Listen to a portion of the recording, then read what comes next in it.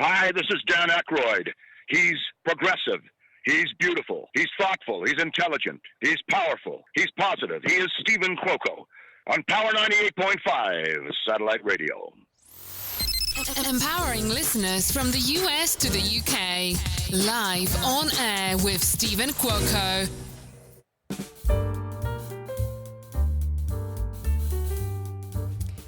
It has been a long time coming. I'm not going to give the date. I'm not going to drop it like that. But I'm going to say it's been a while. But things align at the perfect time when they are meant to be. Good morning, good afternoon, and good evening. No matter where you are in the world, you are listening to Live on Air with Stephen Cuoco on Power 98.5 Satellite Radio and Biz Talk Radio. Home of all the best of news, sports, entertainment, film, reality TV, and more. It's a big lineup today. A huge lineup. If you've been paying attention to our social media on Power 98.5 Radio on Instagram, also Stephen Cuoco, Model Me VIP, eModge Magazine International. The articles are coming in strong. We've got something coming out. Looking to talk about The Gentleman with the one and only Theo James. Season 2 going to be film. It's going to be filming coming up, I believe, this year for Netflix. I want to be on that show. It's so awesome. Season 1, I watched it twice.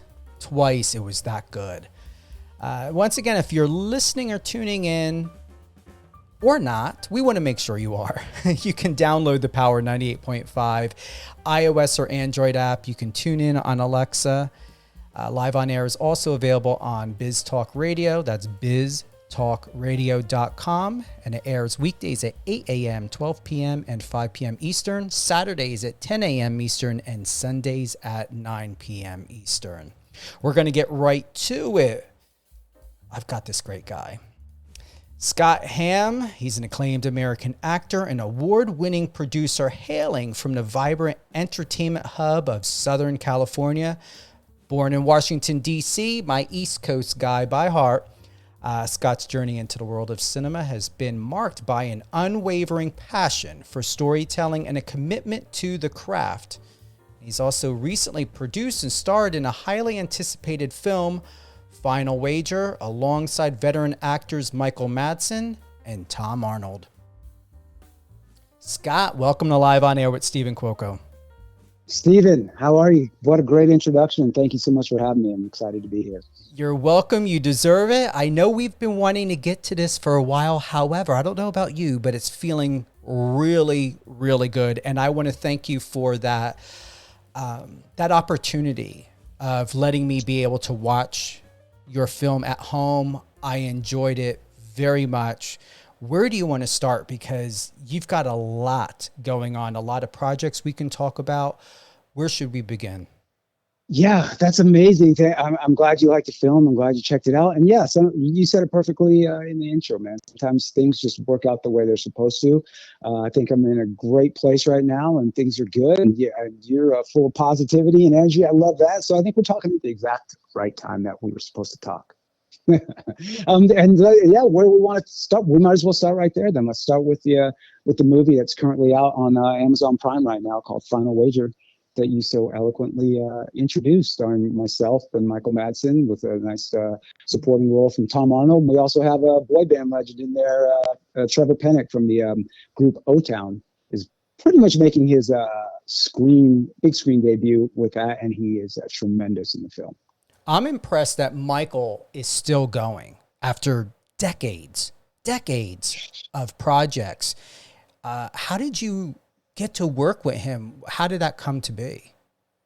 Oh, it was so amazing. And you're right. He's been doing it for so long, and not only doing it so long, doing it good for so long. He's an amazing talent. I think he's an icon. I think he's been in some of the most iconic movies, at least for me, and some really iconic scenes. And getting him for this project, I know now he's in the later stages of his career. He'll mix in some independent films in between, like his Tarantino projects. And so we said, this is cool. We were really excited. We thought we had a really good script. And we said, let's make a little wish list of who we wanted to play the role of Wit, which he plays. And he was definitely on it. And we're like, I don't know if we'll get Michael, but let's call his reps up. We call his rep, what can you do but ask? So we ask.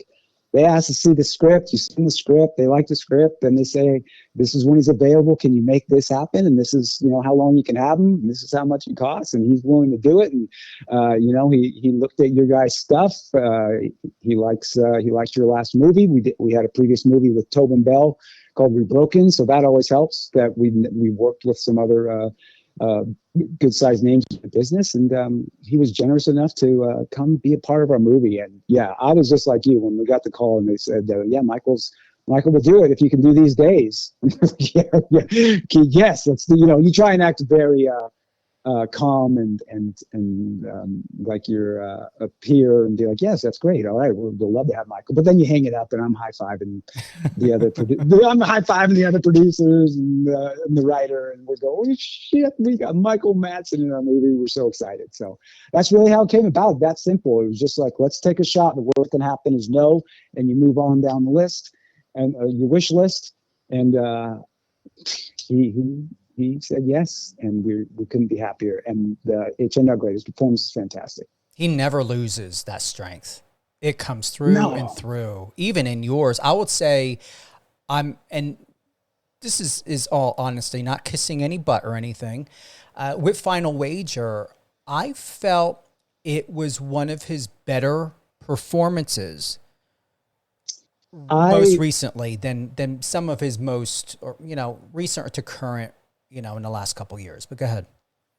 I agree with you. I do. Some of his recent stuff. I said, this is bad. I saw him I watched a couple of the indies that he had done recently. I'm like, man, I just don't feel like that was right for Michael Madsen, even though he kills everything. But he's the cliche, man. He's so interesting to watch. You give him the phone book and he reads the phone book and it's interesting. And I believe he's that type of actor. And he came and we said, this is perfect for him if he does it. He's also the twist in the movie. So sometimes I get vague about exactly what he does in it. It's because he's our kind of payoff big twist at the end. His character's got everything to do with that. But he was so, I agree with you. I think he's wonderful in the movie. I think he gets to really be the Madsen you come to expect. And we couldn't be happier. He's got that subtlety about him. I feel like when I watch him, especially in Final Wager, it's almost as though he reminds me of myself, like an Aries. We can sit there, we can be subtle, but yet be prepared. We can come across that table. And that's what I felt. And I was excited and hoped for with Michael in your film is he was going to do that doing that rock, jump right over the table and do something. I hope you guys down a road or sometime in the future where Michael would get a role like this with you again, and we will get some sort of surprise that will allow for him to just get out of control. Oh man, sign me up. Cause yes, I'm with you. I love when he's, Reservoir Dogs, where he gets a little out of control, is one of my top 3 favorite movies of all time. And I really like what you're saying because you're 100% right. And I gotta see your acting role, because if you're effortless like him, man, you should be an A-list actor. Nothing, but you're right though. It's effortless, but there's something in his eyes always that the way you said it was perfect. You at any time, it feels like, even if he's talking about, and he seems to like this person, but he's got that thing in the back of his eyes that at any time he could jump over that table and strangle the life out of you. And that's such an amazing quality to have. And the effortless is true. It's just natural. He's never you never see him and think, oh, he's acting there. It's effortless is the perfect word. And I love the thing of in his eyes somewhere, he could just jump over the table at any time. And I think you nailed it. I'm stealing that, by the way. No, seriously, because he's not intrusive, yet I feel in most of his films and most of his projects, he's not pushed enough that I would like to, and I don't mean out of control, Scott, where he's erratic and showing instability. Mm-hmm. I don't believe he's so refined. It's just taking that refinement. And it reminds me of Kevin Costner, to where Kevin Costner has that refinement as well. He can be subtle and grounded, yet he can leap millions of bounds, yet still stand solid in one place. I want that to happen for Michael. I agree. I love it. I love what you're saying, and I also love Kevin Costner too, man. Me and you are on the same wavelength here. I think Costner's fantastic, and I don't think I've heard anybody compare those two before. I think it's a good comparison. It is because they could. You're right. They could be unhinged without being like totally crazy, like you were saying, like, or unhinged in that way. Again, it was. I just wanted to soak it in the days that we had him there, learn as much as I could, and stay out of his way. But he was a sweetheart and so fun to talk to, and so willing to talk to you or to me the time about acting, about movies, about the set. He gave me advice a couple times. I was just like, this is a bucket list experience for me. So this is great. And yeah, I hope to work with him many more times down the road, because it was just a top-notch experience. Because even though he plays all these heavies and gangsters, and he's I don't want to ruin it for him, but he's such a sweet man when you meet him in person, and he's so down to earth and so, like, he wouldn't run off and have lunch by himself and lock himself in his room or his trailer. He would stay out and hang with the guys, man, and chop it up and talk and have his food, and just wanted to be one of the guys, man. The guy's been in just the biggest of the big movies, so it was really refreshing and really cool. And it was great with the crew as well. And we're all just people grinding, trying to level up in these businesses. And he's done it all, and he treated us all with the utmost respect. So he's A+ in my book for sure. I gotta ask, and to those that may or may not know, Tom Arnold, he's from one of the best shows of the era of Roseanne. I still appreciate that series, that sitcom with Roseanne Barr. I have to ask, how Tom Arnold? Why Tom Arnold? He's 65 years old. I know he's still going, but how and why? It really, it didn't perplex me, Scott. It just surprised me, because when I look at him, I just remember his comedy days, and still to this day, it's not effortless to observe or watch him seriously. Right. It's why Tom Arnold we lucked into him, and we're so grateful to get him. He was the part that he played for people out there is my mother is getting kicked out of a nursing home, and he's the nursing home director. And it's the storyline's serious, but there's a lot of comedy to it. And we felt like we needed his part was supposed to be more of just a serious guy saying, hey, your mom's out of here. And then we had these thoughts of, well, maybe get somebody funny for this. And who could we get? And we were going to start auditioning actors. And to be honest, Michael Madsen had one of his reps that also represented Tom Arnold. And we just happened to throw it out there. We said, what do you think? Do you have anybody on your roster? We didn't know. We just kind of threw it out there and said, we're looking to add some comedy to this part. We know it's not the biggest part in the world, but it would be a great cameo to come in and hit this scene hard and be good for our movie and da-da-da. And they said, well, I can run it by Tom Arnold. He said, Tom Arnold? From, like you said, from Roseanne, from True Lies, from the Great Stand Sports Show? That Tom Arnold? They said, yeah. And they said, yes, please run it by him and see if he would be willing to do it. We'll send you over the script. It's a well-written script. Da-da-da-da-da. And he did it. And and another guy there was super nice, super professional. And the fun thing about Tom was that, yeah, he's funny without trying to be like this Jim Carrey, like over the top funny. He just got a funny way about him. So he was perfect for this. And And, you know, he went off the cuff a lot in it, and he made it even more funny than we had it written. The only thing we wish is we were like, because it was very last minute that Tom came on board, and we said, man, if we would have known sooner, we would have given him way more to do. We would at least have like added in a couple phone calls and just had him making phone calls and found a way to get those into the movie. Because we felt like, man, we missed an opportunity to have him more, but we were so happy to have him in it. But we were all big fans of his as well. And my thing I always remember from his True Lies with Arnold Schwarzenegger and Jamie Lee Curtis, one of the biggest movies at the time. It was just a monster movie and a big hit. And everyone was like, why is Tom Arnold in an action movie with Arnold Schwarzenegger? And it worked out perfect, man. Yeah.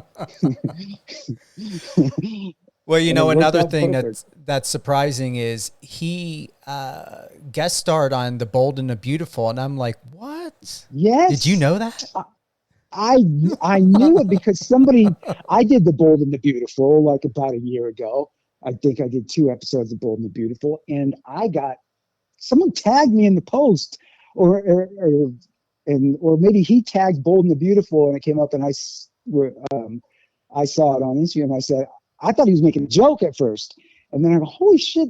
Excuse my language. Holy moly, he is on Bold and Beautiful. Yeah, so I haven't seen them if the episodes have played yet, but yeah, that was crazy. And at first I thought it was some kind of joke or someone messing around. Maybe I didn't know too. I'm like, are they messing with me because I was on The Bold and the Beautiful? Now they know that me and Tom I've been promoting this movie like crazy. But no, he was on it, and I looked at his personal Instagram. He was posting about it, and it's pretty cool. It was weird to see him pop up and do a soap, but good for him, man. I'm sure he killed it, whatever it was. And I also, speaking of the Best Damn Sports Show, I saw him post that they're doing like a reunion show, and I think they're doing it at, this might be wrong, but they might be doing it out in your neck of the woods, like out in Madison Square Garden, and they got like John Sally back and himself and some of the original guys, Michael Irvin and the original guys on the cast. They were like the original, for people that don't know, he was like the original throw 5 guys on a couch and talk sports. Now everyone's doing it. They were like one of the original shows that did it. And it was a huge thing. And they had actors and comedians and athletes and talking about the news of the day sports-wise. And it's called the Best Damn Sports Show. And they're doing like a reunion show with they're getting the gang back together. So that ought to be fun to watch too. Wow. There's, you know, we all know him best from the original Twister. I was not a fan of Twisters, the new one. These remakes or subtle films that are coming out wanting to be an extension of an original, they need to stop with that nonsense. Where I'm going with this is, when I see you and look at you, and for the amount of time we've known each other, Scott, and for those that are tuning in, or if you're just tuning in on Power 98.5 satellite radio or Biz Talk Radio, I've got actor, producer, writer Scott Hamm with us today. We're talking about not only his projects and having had worked with Michael Madsen, but also on the recent film Final Wager. I enjoyed it. I loved it. I got to watch it. Thank you. You know, in my own private space. If Bill or James, James, if Bill Paxton was still alive, I would have recommended highly that you would need to figure out how to work with him. But knowing that his son James is in the industry, would you ever consider working with his son? Of course. Yes. I am not familiar with his work yet, but if that would be an exciting opportunity to present myself. And also, again, I'm just a huge fan of movies and actors and TV. And so Bill Paxton, I loved R.I.P. man. That was heartbreaking. Everything he did, I loved. The drama, the comedy. That he was another one of those actors that was just an original. And to get a chance to work with him would have been amazing. Unfortunately, I didn't. But then to get to work with his son would be amazing too. I've worked with a famous person who's passed away, son. I worked with Jason Ritter way back in the day after his dad, the famous John Ritter, through his company, among a million other things. And he's just the same kind of thing. He was so talented, chip off the old block, and I was so honored to get to work with him because his dad's staple in this industry, and then now he's made a nice name for himself, and hopefully the same thing for Paxton, that'll work that way. So yeah, that would be something I would be absolutely excited to do. Yeah, he's done several projects. I believe the last one was in 2020, but don't hold me to it. He's got a great look, but still, I always found his father to be interesting, and where Bill Paxton will always remain a staple in my memory is from the film Weird Science with Kelly LeBrock. Oh, Chet? Or, Chet, yeah, where he played Chet. You remember? Yeah, man, I do. I love it. Like I said, I'm a fan of this business. I've seen a lot of stuff, and Weird Science is great. Michael Hall and Paxton, and yeah, Chet, and he was just obnoxious. The obnoxious older brother, and he steals that thing, man. He's great in it. Yeah. Any favorite shows or films that has come out recently, either on Peacock or Netflix? Anything stand out at all to you recently that you're enjoying or could possibly be inspiring you for a new script or something? Man, I've been going down this, I've been watching lots of documentaries. I saw, not streaming, but I did see the new Wolverine movie just the other day, the Wolverine Logan movie, which is Wolverine Deadpool movie, which is fantastic. But Netflix, I have been watching too, because a good friend of mine that I did a movie with, Rob Mays, did a movie with Beau Bridges called Neon Highway. Really good film. And then Trevor from our movie, Trevor Pennick, that I was talking about, is in that Dirty Pop, about the boy bands, the Dirty Pop documentary. So I had to check that out. I watched that last night. Yeah. Yeah, he's his band O-Town's, I think it's episode 2 that they're heavily in. They're the first band that they took on after he had the falling out with NSYNC and the Backstreet Boys, and then they took on O-Town, and so he's had him too. So he's probably got some good stories for us. Yeah, I really enjoyed it. I hope you did too. I really enjoyed it.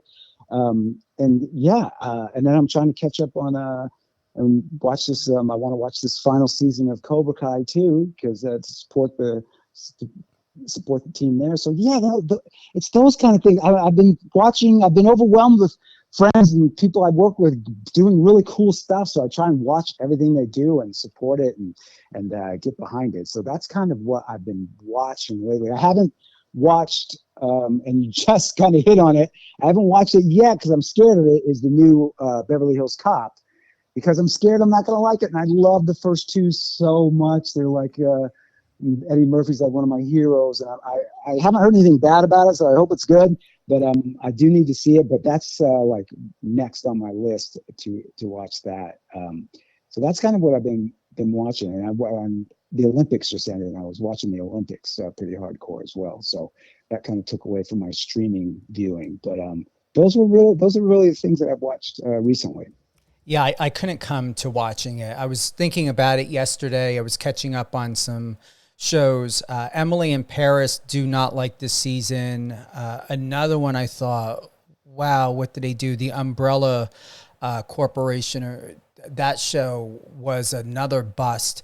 I was like so excited with some of the new series, whether it be season 3 or season 4 or something. And those two did not do anything for me. I did watch that pop film. I thought it wasn't too bad. They could have narrowed it down to maybe 2 episodes or something. But I thought the same thing. We're just going to stand alone, like 2-hour film rather than to put it in the episodes. I agree. It was a little bit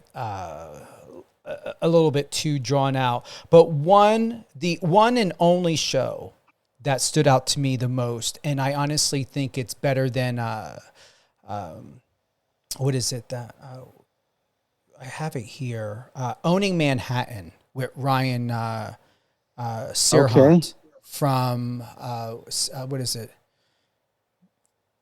Those Bravo shows where they're like selling right. Chelsea or whatever, or $1 million listings. That's it. That show, Owning Manhattan, is really good. I normally, if I don't like something or I find something predictable, I will fast forward through it, or I will skip episodes or whatever it may be. When I submerge or just go deep within sitting into a series or a show or a film. And that remote is not in my hand because I got so darn bored so quick. Yeah. That is a very, very good sign, because honestly, I get bored very easily with some of these projects that are just so quickly released and pushed through production with no marketing, no advertising, nothing of refinement put into it and care.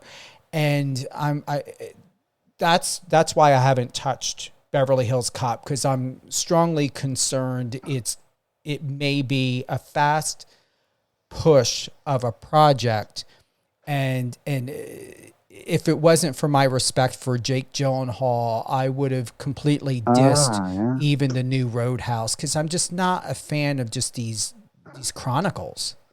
Yeah, these ones that are, I'm a fan of his too, and I'm a fan of MMA and Conor McGregor, and I watched Roadhouse right when it came out, and I was maybe my expectations were too high, but I didn't love it like I thought I would love it. I still, it didn't try and copy the original, didn't try and reboot it. It kind of did its own thing for the most part, but it just didn't capture that charm that the first one, that the original had. So I'm with you on that. I'll have to check out the Owning Manhattan thing. That's funny you say that, because Netflix has been recommending that to me. But I log in on my Netflix, it says, we think you'll like Owning Manhattan. I'm like, do you? Do I watch real estate shows? And I'm thinking about it. I'm like, well, maybe I'll have to check it out. Maybe they know something I don't know about myself, and maybe I will like this. Now you said it too. I'm going to have to at least watch an episode, see if it draws me in. Yeah, I want to read this because I want to have Ryan Serhant on my show. And this is what I found interesting, and it may be something you may want to do for a future project, Scott. This is what Ryan wrote. I'm going to do a new real estate show that will be unlike anything anyone has seen before. It's pretty scary since we just started Serhant. In your country, do you watch Netflix, Amazon, or Peacock? The response back from the 12 people that he reached out to, the 12 clients that are all in other countries, he wrote, every one of them said Netflix, and my choice was made. 2 years later, the world got Owning Manhattan.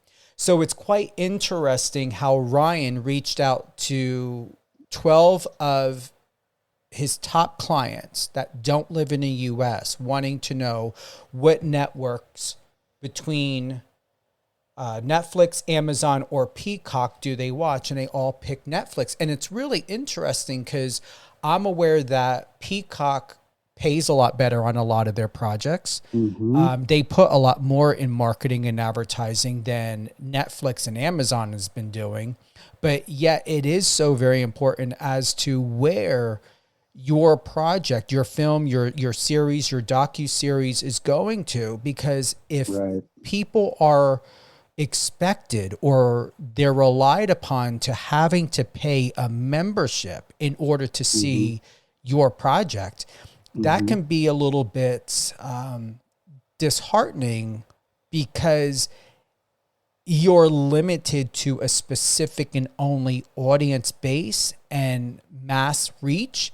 And not everybody has all three. And some people, if not a lot of people now in this day and age, are getting rid of these extra expenses, especially the way Netflix has changed so much to where, unless you're paying an extra $7.99 for someone who doesn't live in your household to be part of the Netflix family account, in addition to the $14.99 or whatever it is now, if they haven't raised it, that's a lot of money. Yeah, it's this weird thing. And just from seeing, now that I've taken my stab at this independent filmmaking world and dealing with and seeing numbers and stuff like that, it does seem like, though, these membership services like Amazon Prime, like a Netflix, and then Tubi is coming on really big too. They kind of rule the roost, especially for just flat out for just viewership. And I think a lot of people are willing to be like, I'm just going to pay a monthly thing and just watch these movies for free and not deal with it. What I think is really, really tough is when you're on there and you're like an Amazon or or an Apple or something, and you're charging to rent the movie or to buy the movie. I don't think, at least the numbers that I see on my movies and similar movies, it's really hard to get people to clunk down the $5.99 to rent it or the $24.99 to buy it, or even big movies. People are like, oh, wait till it's free.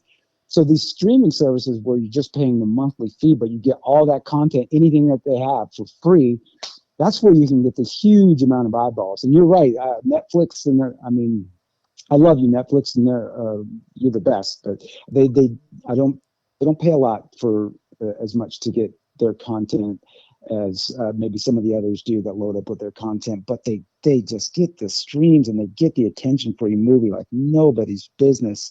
And but they take a lot of the money and invest it in a lot of original content, a lot of Netflix content.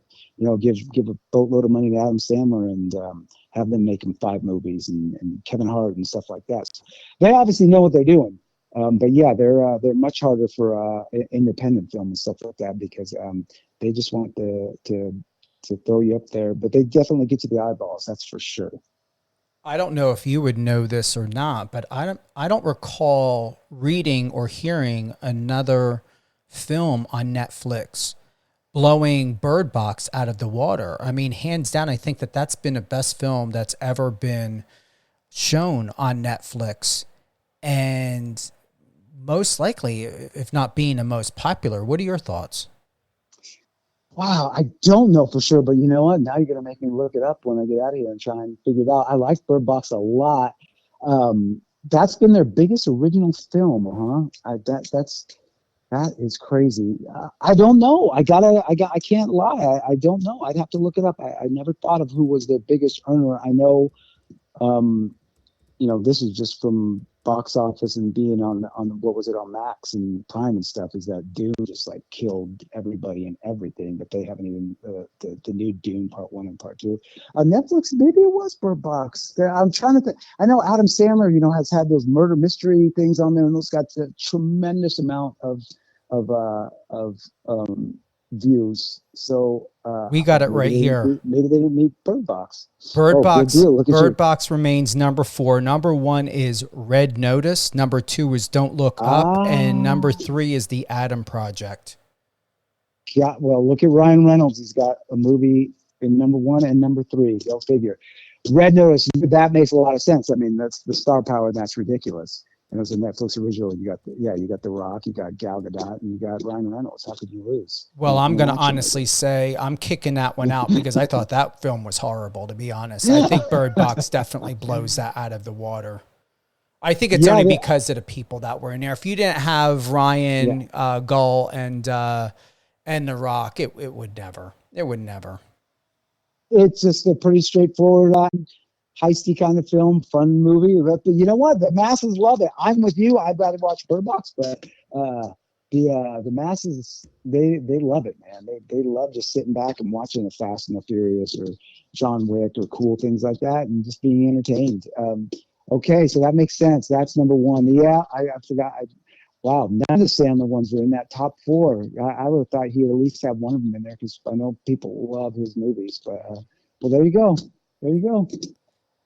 Going back to your popular film, Finer Wager, what I would like to know is it was stated that it's about a profound journey of redemption and self-discovery.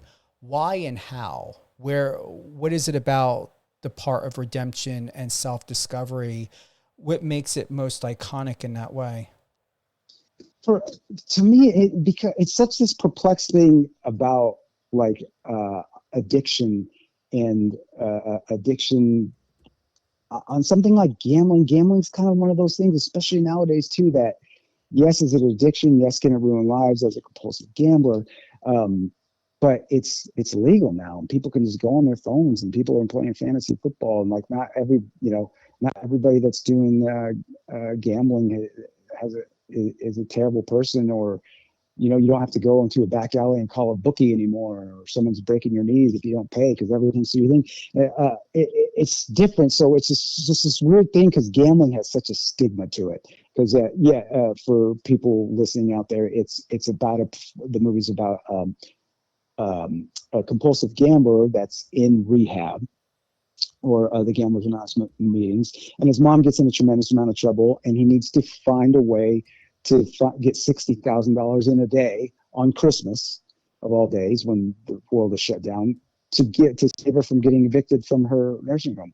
And then he finds out he has this power that he never ever. Is it a power, or is it, is he lying to himself? Is it a coincidence or whatever? He finds out he can't lose a bet on Christmas. He never has. In all the past years of his addiction, he's never lost a bet on Christmas. So the redemption part is just kind of like, it's what do you do in that spot? Do you lie to your girlfriend and your loved ones and the people that you promised that probably have helped you out in the past and helped you out of jams and loaned you money, and you said, I will never gamble again, and I'm going to put myself in Gamblers Anonymous? But you're doing it for all the right reasons, because you know you can't lose and you need to make this money to save your mom. But does this make you a terrible person? Or does they lied, or you are lying while you're gambling and gambling behind everyone's back to make this money for your mom? Or does this make you a great person for trying to help your mom out? So I think all those things, and then what ends up doing, I'm not giving away how it turns out for him. He is trying to redeem himself as I'm still a good person, even though I've fallen off the old wagon here, and I'm still trying to be a good son and trying to be a good boyfriend, and even though along the way, he's lying to all these people that he loves, and he's never really came through for these people before. Now he's the one thing that should be the easiest to follow through with in your life, keeping your word to someone. Now you're not keeping your word either, and so I hope that people are rooting for him to be able to save the day and redeem himself with his family and his loved ones. But you got to watch the movie and see, and I do think that's where the journey gets fun. And also sometimes it puts people, I'll say this, like some of the reviews we've gotten, mainly good reviews, a lot of reviews, but then some people are are we, by rooting for this guy, are we rewarding gambling addiction? Are we rewarding this? And I think sometimes the critics or the people reviewing it are looking into it a little too deep there. It's more of like a liar, that film type situation, where it's like you have one day where you have to deal with this thing in your life, and how are you going to play it? How's it going to turn out for you and your family in this one day if you play it just right, even though you may be letting people down in that 24 hours? So I found it, when I read the script, I found it really, really interesting. I really loved it, and that got all those things were true. A lot has changed, if not advanced, throughout the years since 2021, when you worked with Tobin Bell in the psychological thriller Rebroken. What's your life been like since? What has that experience done for you? What would you like to do again when we think about you getting back involved in doing another psychological thriller? Yeah, it's changed for me since doing Rebroken, and then now having Final Wager, and we just wrapped another one in January. It's editing. Is when I first got together with some people and said, let's try and make our own movies. I had booked some independent films just strictly as an actor, and was walking around the sets and talking to some of the people and going, wow, you guys are doing this on your own. And they're like, yeah, things have changed, man. Things are different. You can make these films for, you don't need to have $1 trillion or Fox or Sony behind you. You can do it, and you can still get them out there if you make them good enough. And really, and then I thought, can I do that? Can I do that? I don't know if I could. And I think from Rebroken, the first one we did was called The Stay, and that was one that was a really small, low budget one that I basically did everything on, because when you first say, I think I want to make my own content, everyone just says, well, do it. Go write your own thing. Go direct your own thing. And you're like, okay. So I just did it, and and it's actually done really good numbers with really, like a no budget movie. It's done really good numbers on the streaming services. And then it also gave us a little credit to be able to do a bigger movie in Rebroken, and then get a name talent like Tobin Bell to be a part of it. And then since then, I think, like you said, what's changed for me is like, I know I can do this. I know I can get a movie made. I know I can get named talent to be a part of it.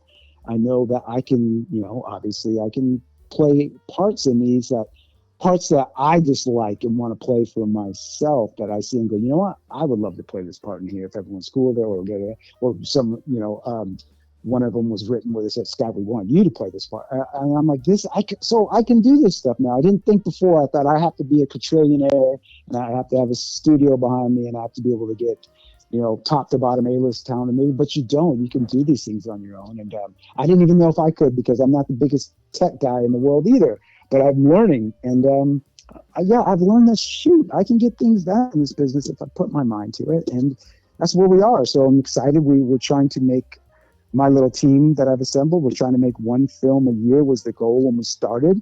One film that we love, a script that we love and get behind and try and make it happen. And we're on pace to do that. And I'm excited to see what comes about in 2025 and what the next one's going to be, because I want to keep doing it. And again, part of that too is like, I don't know how to get these movies like distribution, but now I do, or at least get them considered for distribution. And so far so good. We're batting 1,000 on finding a good distributors to put our stuff out, and we just want to keep growing and getting better. And hopefully I'm talking to you in another year or two going, I didn't think I'd be here now, but look at what we're doing now. So it's great. It's great. To answer, I know I answered that in the long form, but it's just really that since that movie and doing the others, I'm just sometimes look back and go, hey, you can do it, man. I didn't think I'd be able to. I thought, you're just an actor. You just audition and you book parts. Sometimes you book a part, sometimes you don't get the role, sometimes you do, and that's kind of your grind. All that stuff's above your pay grade to go out and